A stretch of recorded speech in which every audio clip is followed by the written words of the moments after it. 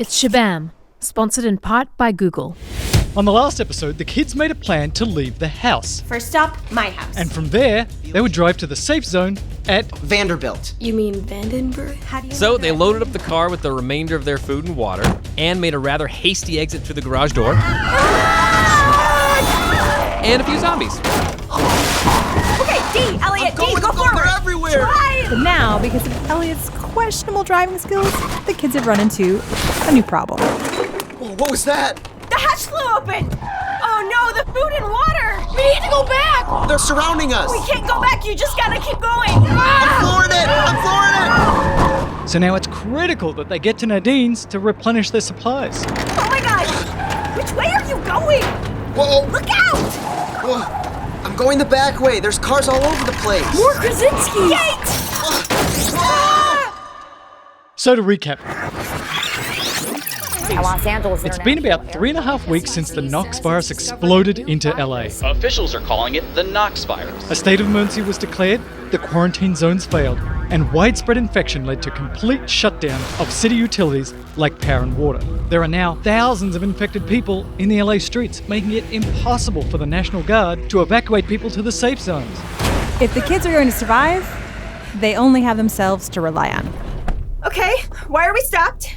My house is that way. I'm just thinking, all the food we packed is lying in our driveway and Ralph's is right here. You wanna go shopping? I think that's a spectacularly bad idea. We have food at my house. We don't know what's at your house. We're here now. Let's get what we can. As you recall from the previous episode, food is last on the list of the survival big four. Shelter, water, fire, food, that's the sacred order, dude. You can go up to 3 weeks without food, but to survive indefinitely, you're gonna need it.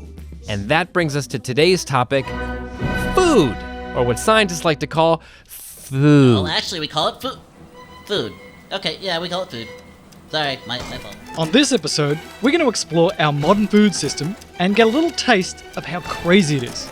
And to do that, we've chosen one food to lead us on that journey. The ultimate vegetable. Broccoli. Nope. Kale?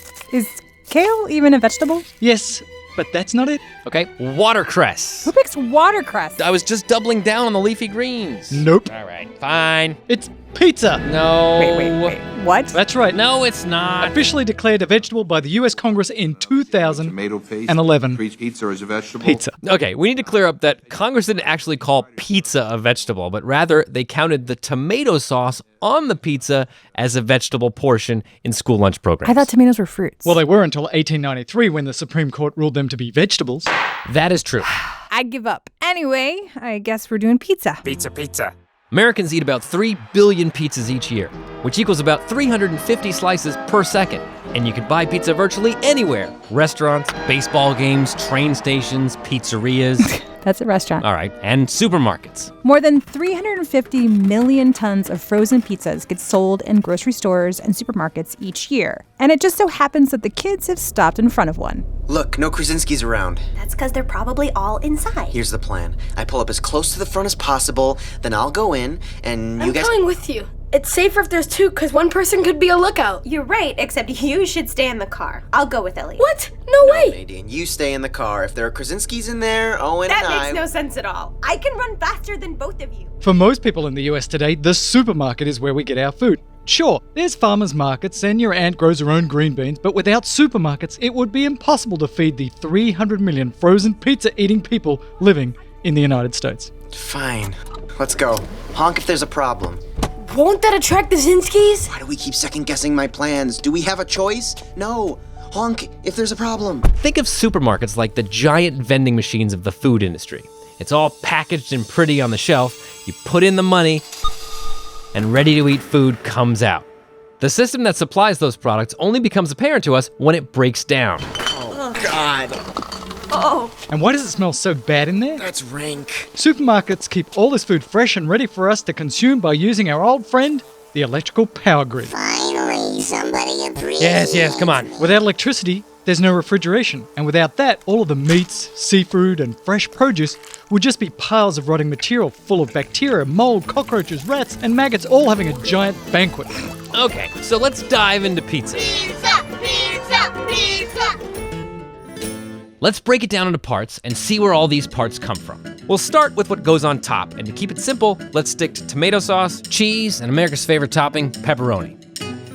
Let's start with tomato sauce, which you can get from a can, or you can make yourself out of, wait for it, tomatoes. Hello. Which everyone knows grow year-round. I don't like the cold. Tomatoes are a summer fruit, with a season that usually lasts from June till September. Because I don't like the cold. In the United States, I think what we take for granted most is that we can get any food any time of year. We just assume, that anything we like will be available in the supermarket. That's really, really a new phenomenon. That's Ken Albala, food historian at the University of the Pacific. And he said that it wasn't that long ago that you only ate what was growing that season. So you could go for the whole winter and never see salad. Just because you'd never have fresh vegetables like that. It would have to be stored things, turnips and potatoes and cabbage. When you buy fresh tomatoes in the winter, they've been traveling from places where it's warm year-round. One of those places is Florida, which is where most of our fresh tomatoes come from.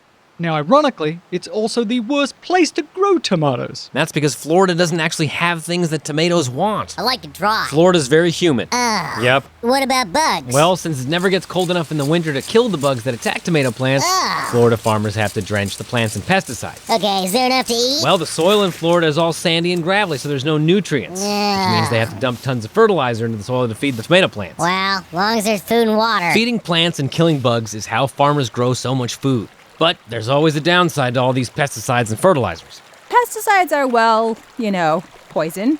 And all that extra fertilizer pollutes the groundwater. But we do all of this because we want our tomatoes in the winter. We assume, there should be tomatoes in the supermarket year-round, which would never, ever have been the case until you had long-distance shipping, until you had refrigerator trucks, until you had a whole sort of infrastructure to move food around. So how do they make it to the store? Well, since it's a long way from Florida to wherever you're eating, they have to hand-pick them when they're green and hard. When they're green, you can actually throw them against the wall without bruising them.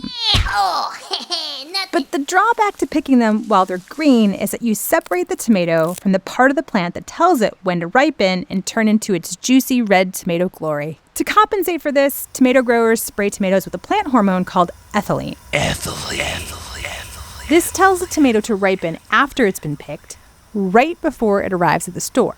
Tomatoes aren't the only plants that produce ethylene naturally when they're growing, so this trick is used for a variety of produce like bananas or apricots or peaches. But let's get back to the kids and what's left of the produce section. Let's do this fast. Looks like we're the last people to have this idea. Wow, this place is a mess. I've never seen so many empty shelves in the supermarket. What am I stepping in?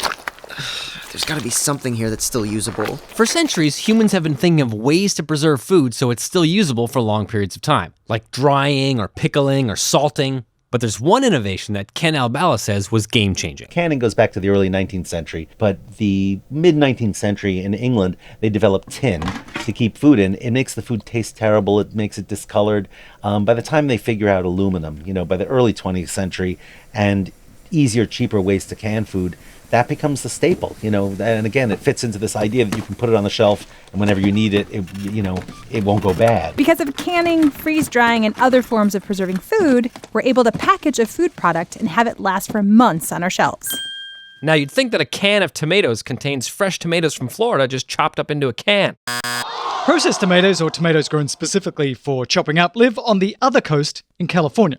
In 2015, these growers and factories supplied us with 96% of our canned and jarred tomato products. And how tomatoes from California make it into our pizza sauce, which you can get year-round, is a great example of how food has been turned into a product. There's our little tomato plant growing in the California sun. It's nice to just really... It's harvested by machine, sent to a processing plant, cleaned, peeled, and mashed up. Sealed in a can, put in a box, hoisted onto a truck, and shipped to your local store. At Morningstar, the largest tomato processor in California, over 5,000 tomatoes get this treatment every second. That's 630 tons every hour. And that's just one factory making one canned food. When you go to the store, you see all kinds of canned foods: corn, beets, green beans, sardines, you name it. There's a network of factories and trucks for every item on the shelf. That is our country's food supply chain. When these supply chains are cut off, like during a zombie apocalypse, the food that's left in the stores gets used up really quickly. So it's no wonder that in the supermarket where the kids are, it's been pretty much picked clean after 3 weeks. Is it safe to say that we took this risky detour for greeting cards and dog food? There's got to be some food or something in the back. Are you crazy? We don't know what's back there.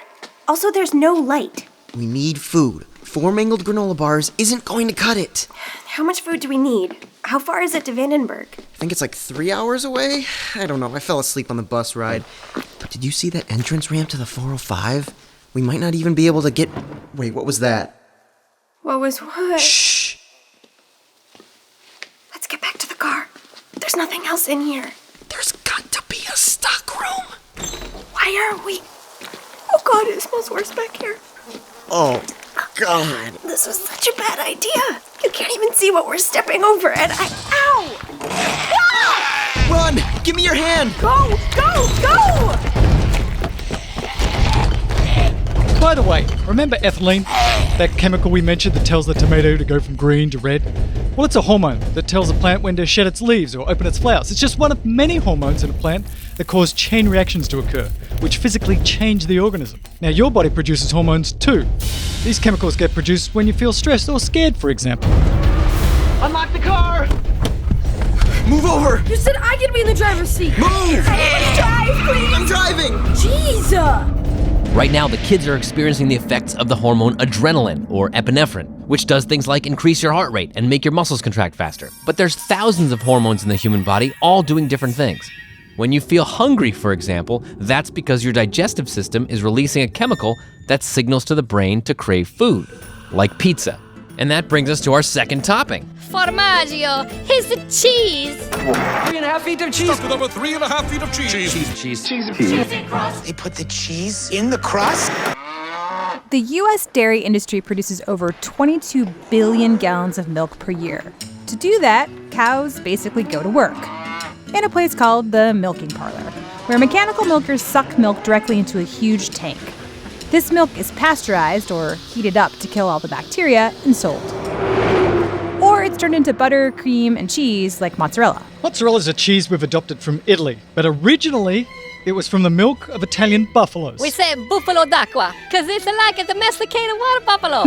In the US, we make more Italian-style cheese than any other type of cheese. And it's for, you guessed it, pizza. So pizza requires a lot of milk. In fact, we humans use so much milk for making cheese and other dairy products that we don't even let baby cows drink it.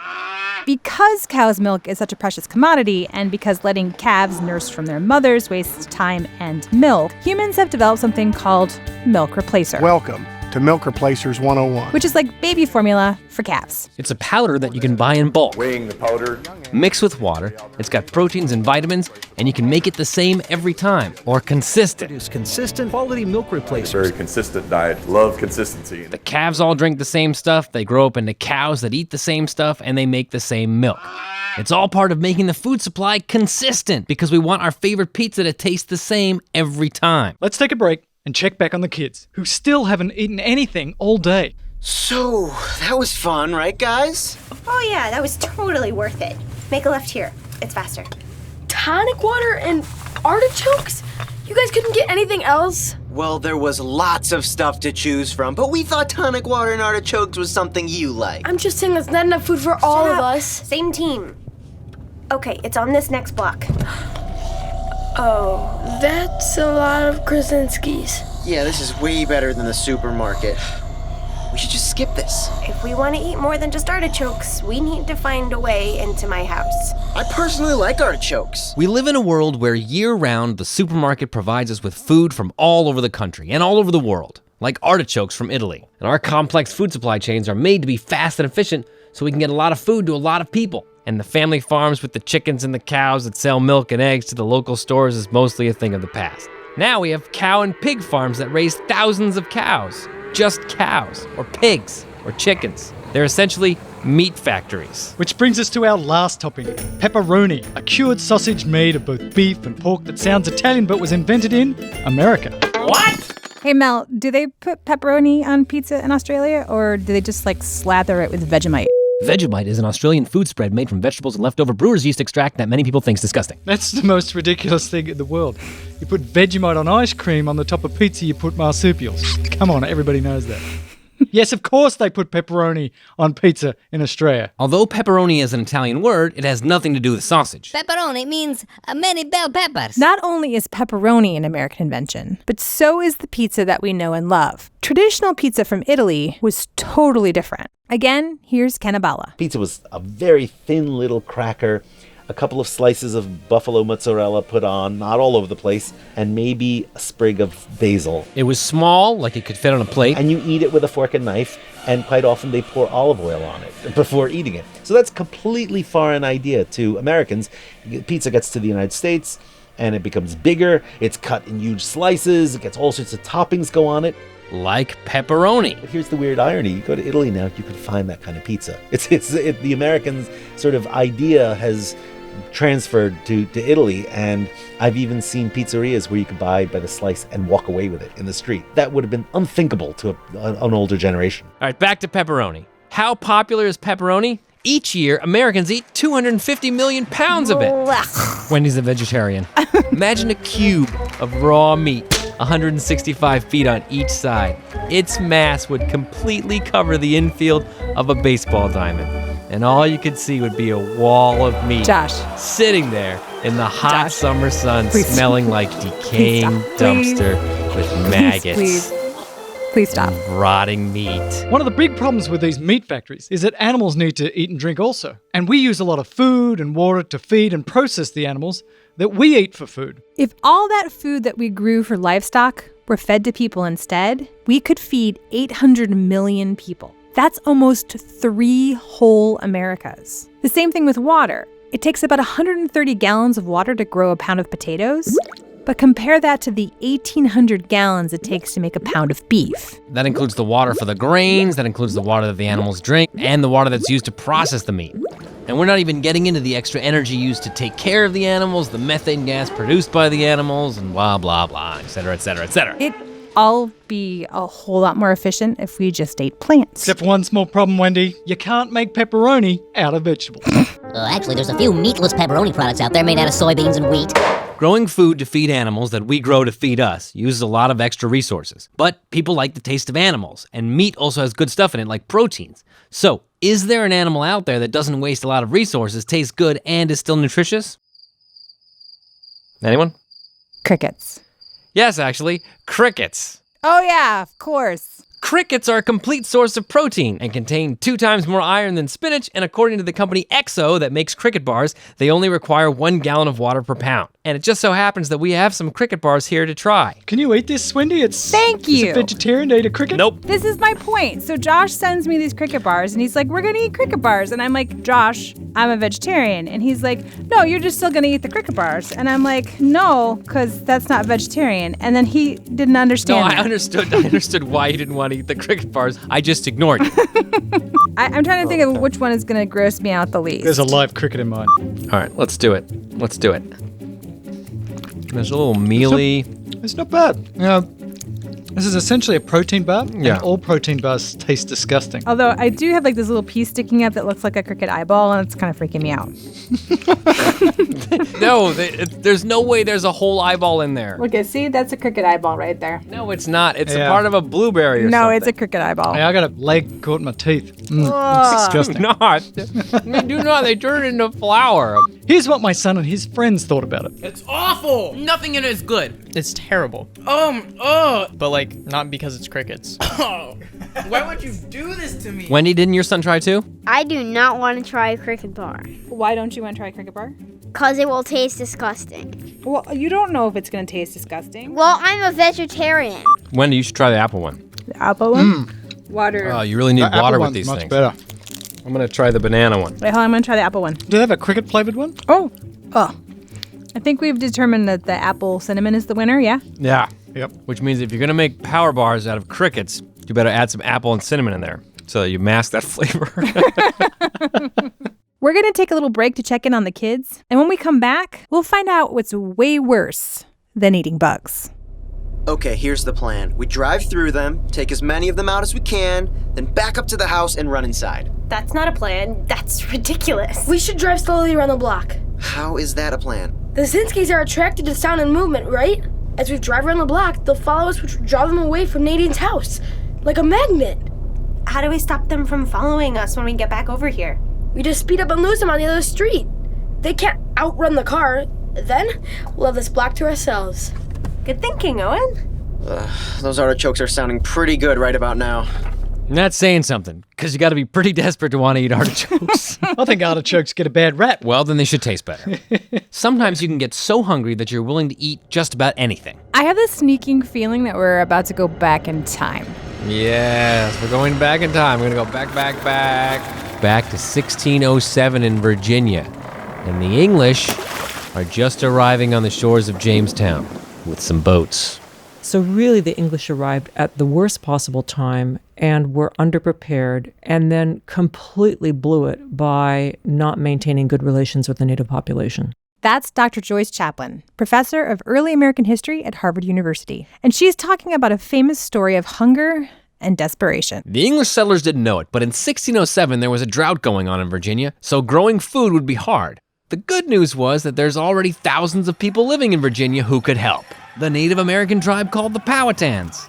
And they lived in houses, and they made fire, and they wore clothes, and they got married, and they went fishing and hunting, and they also grew their own food like squash, beans, and corn. The Powhatans had been living in the Virginia forest for a long time, so if anyone knew how to eat off the land, it was them. Now, you may have heard of the most famous Powhatan, Pocahontas, but that's not the story we're telling today.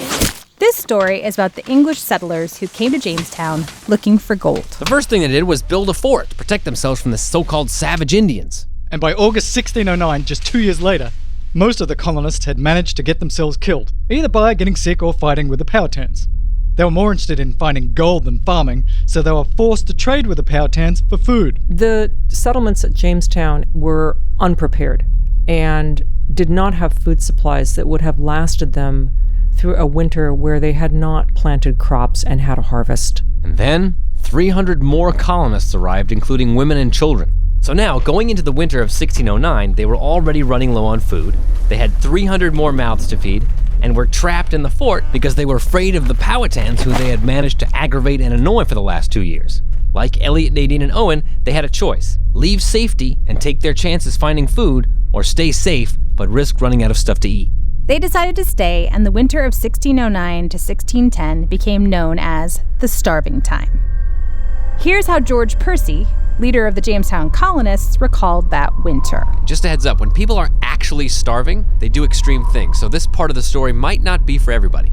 Then, having fed upon horses and other beasts as long as they lasted, we were glad to make shift with vermin as dogs, cats, rats, and mice. They ate snakes and even boots, shoes, or any other leather. And then they ran out of that. And now famine beginning to look ghastly and pale in every face, that nothing was spared to maintain life and to do those things which seem incredible, as to dig up dead corpses out of graves and to eat them. Wait, what? Archaeologists have just discovered the remains of a woman they're calling Jane in Jamestown, where it's clear that she'd been exhumed after death, and the pattern of cuts on her skull indicate that people, survivors, had cut flesh away from her to eat.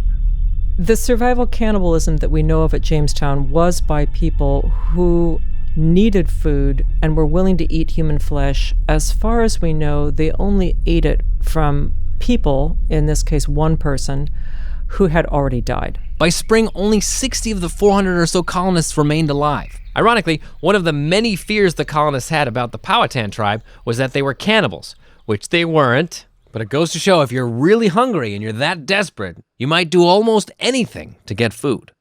Now I'll check back with the kids. Going too slow. I'm gonna speed up. There's too many. We gotta make sure none of them are following us. They're all following us. I agree with Elliott. Wait till the middle of the block. Okay, I'm going. Whoa! No, too fast! You're not gonna make the turn! I'll make it! Car in the road! What are you doing? We're trapped. Back up! Through the Zinskis! Owen, move your head! I can't see! Oh my god, you suck at backing up! Not helping! Truck! Go right! No left!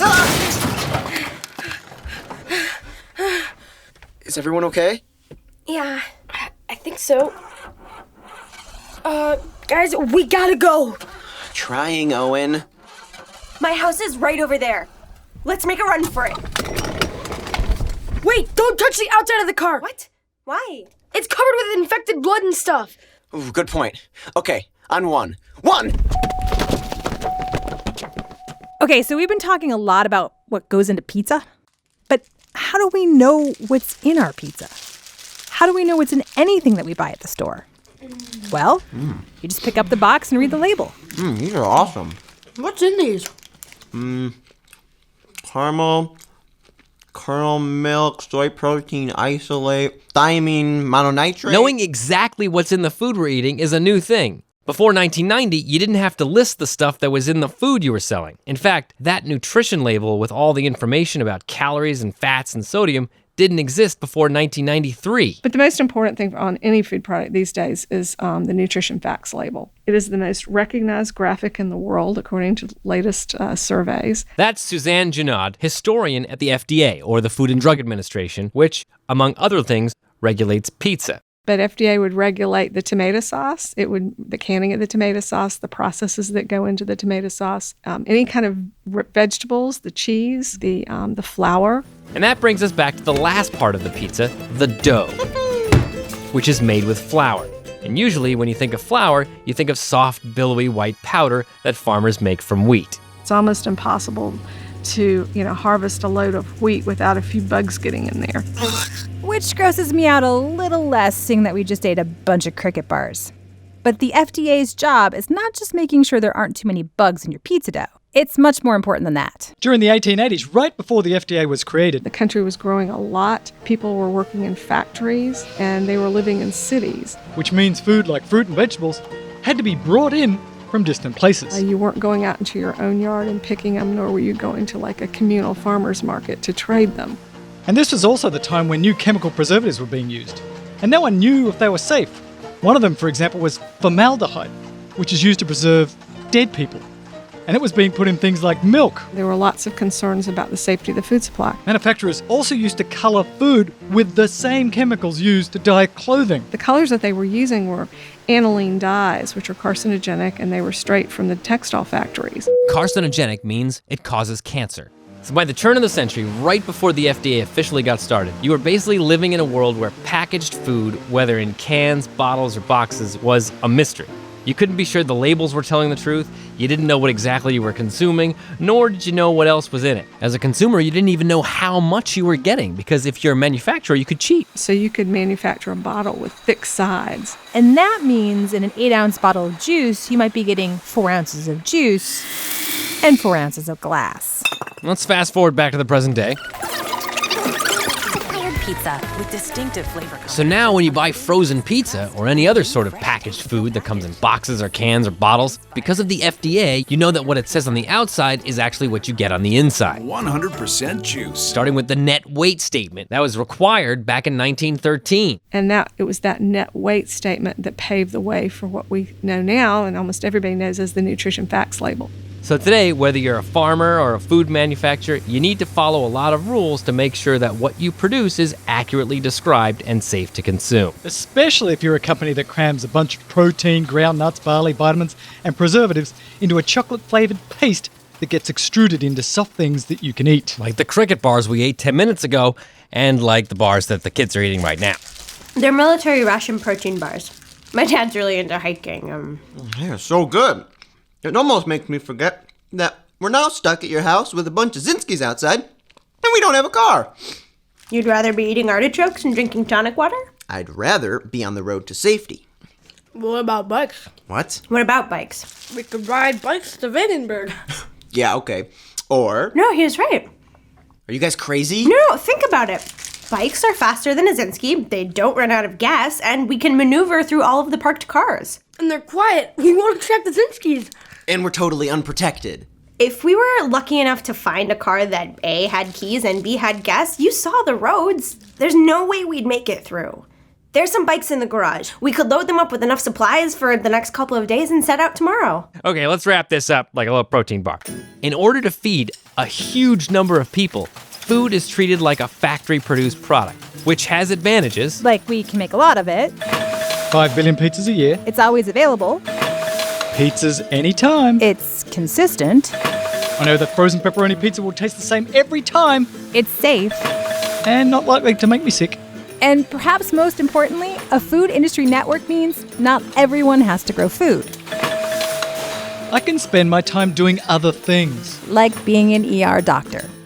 But there are also disadvantages, like forcing tomatoes to grow where they wouldn't ordinarily grow. Yeah. Or picking them when they're unripe. So they taste bland. You know, the irony is that where we have nutritionists and our government telling us, eat more fruits and vegetables. Well, of course no one's going to eat them if they taste bad. No wonder kids don't like to eat that stuff. Doritos taste much better. There's no doubt about it. You know, and I think if we had a greater appreciation for food when it came into season, when it tasted really good, when you know the people who grew it, you know, a great tomato is actually better than Doritos. Since we make so much food for so many people, we really have to make sure it's safe, which means rules and regulations. But the biggest disadvantage is that we're totally dependent on this crazy network to feed us. If it breaks down for whatever reason, unless you're hoarding food, it's starving times. And for now, the kids have a little bit of food, but how long is that gonna last? What do we do? You guys get to the garage and get those bikes out. I'll pack as many supplies as I can. Were bikes the right choice? We'll find out next time on Shabam. There's only 2 bikes. My old bike's in the corner. The pink one with the flowers? Suck it up, Owen. Shabam is produced by Ceci Herbert. Your hosts, Mel Herbert, Josh Kurz, and Wendy Roderweiss, also created the show. Too bad the tires are flat. Pumps on the wall. Recording engineer, mixmaster, is Bill Connor. It doesn't even have a bar in the middle. You can ride side saddle. Our voice actors are Steve SANTUCCI, Rose SEGENBERGER, Chase ZAWALINSKI, Ward Crockett, Art Kimbrough. Fine, just hurry. It's always Elliott. You do it. But do it faster. Special thanks to Ken Albala, Dr. Joyce Chaplin, Dr. Suzanne Junod. Bags, bungee cords. Let's strap them up. There's a backpack for each of you. Also featuring the musical stylings of Matt Eccles and Saint Cecilia. Okay, we can't go out the garage. Backyard could be clear. Lead the way. Kitchen, come on. Shabam is a production of Fuliboo Incorporated. This episode of Shabam is sponsored in part by the making and science team at Google. And why is that, Ceci? Because Google loves science. Okay, you guys ready? I guess. Okay, at the end of the alley, we need to go right because... Got it, go, go! Come on! Owen, pedal faster!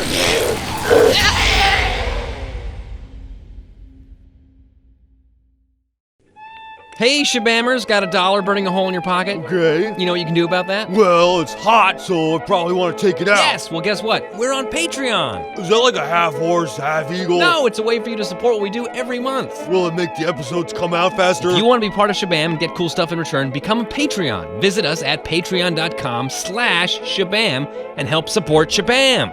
So what is the half horse, half eagle? Go to patreon.com/Shabam.